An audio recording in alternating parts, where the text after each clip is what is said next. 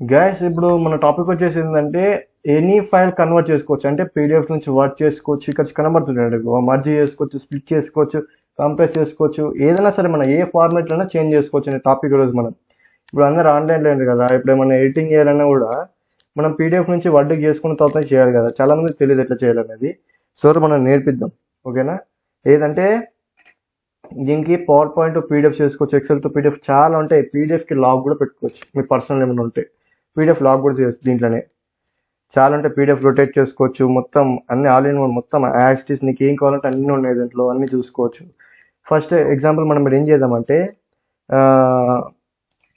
అసలు ఈ వెబ్సైట్ ఏందని చూద్దాం. ఫస్ట్ ఆఫ్ ఆల్ ఏం లేదు, చూడండి. ఫస్ట్ క్రోమ్ ఓపెన్ చేయండి, మీ బ్రౌజర్ ఏదైనా ఓపెన్ చేయండి. ఇక్కడ ఐ లవ్ పీడిఎఫ్ అని కొట్టండి. ఇక్కడ ఫస్ట్ ఇది కనబడుతుందా, ఇది ఫస్ట్ ఓపెన్ చేయండి. ఇక్కడ మొత్తం మీకు ఇట్లా కనబడుతుంది ఇంటర్ఫేస్. ఇది ఐ లవ్ పీడిఎఫ్ వెబ్సైట్ ఒక ఇంటర్ఫేస్. ఇది మనము గూగుల్ వెబ్సైట్స్ నువ్వు ఫోన్లో కూడా చేసుకోవచ్చు. ఇది ఫోన్లో కూడా చేసుకోవచ్చు. దీన్ని ఎట్లనే మీ ఇష్టం యాక్సెస్ వాడుకోవచ్చు, ఓకేనా? ఇప్పుడు మనము ఒక పీడిఎఫ్ని మార్చేద్దాం, 2 PDFsని ఒక పీడిఎఫ్లో చేసేద్దాం మనం. దాన్ని మర్జ్ పీడిఎఫ్ అంటారు. మర్జ్ పీడిఎఫ్ నొక్కినా ఇక్కడ సెలెక్ట్ యువర్ పీడిఎఫ్ అంటే పీడిఎఫ్ని సెలెక్ట్ చేసుకుంటుంది, నొక్కిద్దాం.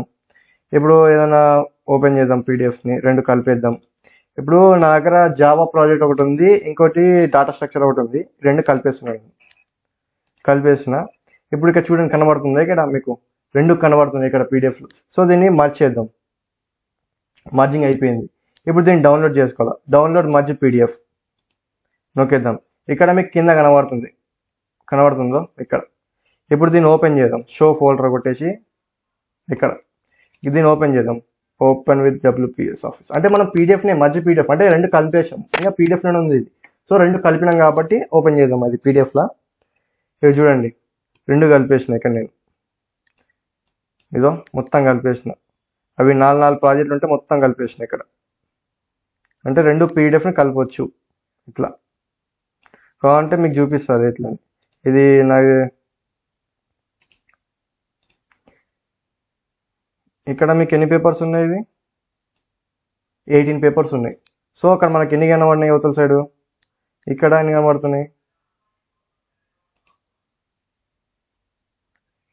ఇక్కడ మనకి 36 అనుకుంటా, 30 కనబడుతున్నాయి పేపర్స్. అంటే 2 కలిపేసాం. అంటే అవుతుంది దాంట్లో 18 ఉన్నాయి, అవుతుందా 12 ఉన్నాయి.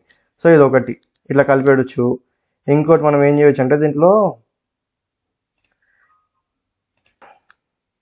నెక్స్ట్ ఏం చేద్దామంటే పీడిఎఫ్ టు వర్డ్ చేంజ్ చేసుకోవచ్చు. ఇప్పుడు మనము ఒకవేళ ఇప్పుడు ఏం చేద్దామంటే మనము పీడిఎఫ్ని లాక్ చేద్దామా? సింపుల్గా పీడిఎఫ్ లాక్ కూడా చేయొచ్చు. దీనికి మర్జ్ చేసినాం కదా, దానికి లాక్ చేయొచ్చు. ఎగ్జాంపుల్ ఏం పెడదాము? ఎగ్జాంపుల్ ఐ లవ్ పీడిఎఫ్ పెట్టేసిన, మళ్ళీ రీఎంట్రీ చేసాం. I love PDF. ఇప్పుడు ప్రొటెక్ట్ పీడిఎఫ్ అంటే ప్రొటెక్ట్ అంటే లాక్ అయ్యే కదా, ఇప్పుడు ప్రొటెక్ట్ చేద్దాము. దీని వల్ల మనం డౌన్లోడ్ చేసుకోవాలి. ఇదో డౌన్లోడ్ పీడిఎఫ్. ఇప్పుడు మనం ఇది ఓపెన్ చేసినప్పుడు ఏమవుతుంది అంటే లాక్ అడుగుతుంది ఎవరికైనా సరే. ఇప్పుడు ఓపెన్ చేస్తే లాక్ అడుగుతుంది. ఇప్పుడు లాక్ అడుగుతుంది ఇక్కడ, దీన్ని లాక్ చేసుకోవచ్చు. మనం ఏం పెట్టినాం పాస్వర్డ్ ఐ లవ్ పీడిఎఫ్ అని పెట్టాం కదా, ఐ లవ్ పీడిఎఫ్. ఇప్పుడు సబ్మిట్ కొడితే ఈ పీడిఎఫ్ అనేది ఓపెన్ అవుతుంది ఇట్లా. కంప్రెస్ అంటే సైజ్ తగ్గియడము, reduce the file size.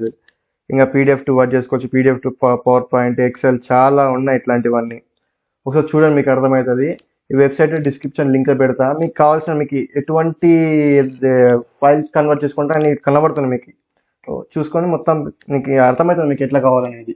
So ఒకసారి చూసి కన్వర్ట్ చేసుకోండి, ఓకేనా? ఇంతే. ఇప్పుడు మనం ఇందాక ప్రొడక్ట్ లాక్ చేసినాం కదా, అన్లాక్ కూడా చేసుకోవచ్చు. దాని పక్కన సెలెక్ట్ ఇందాక మనం చేసినాం కాబట్టి దాన్ని ప్రొడక్ట్ దీన్ని పెట్టేసి మళ్ళీ లాక్ కూడా తీయొచ్చు. Unlock PDF file.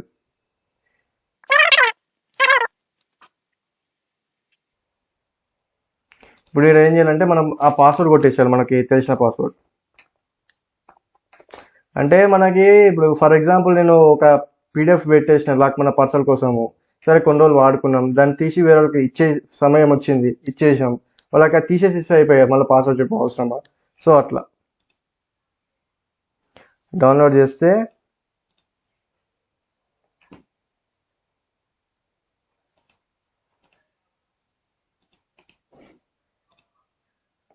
ఇప్పుడు పాస్వర్డ్ లేకుండా ఓపెన్ అయిపోతుంది అంతే. ఒకసారి మా ఛానల్లో కంటెంట్ గమనియండి. ఒకసారి మీకు చాలా బెటర్. ఆధార్ కార్డ్ పోతే ఎట్లా రికవర్ చేయాలి, ఆధార్ కార్డ్ని ఎలా డౌన్లోడ్ చేయాలి, ఆధార్ కార్డ్ అప్డేట్ ఇస్తే మనకు అలర్ట్ అయిందా లేదా చూసి ఎట్లా చేయాలి, చాలా better. Item pin generate, ATM, cardless withdraw, cardless deposit, ఇవన్నీ చాలా బెటర్. ఒకసారి కంటెంట్ గమనియండి మాది. ఓకేనా? Thank you for watching.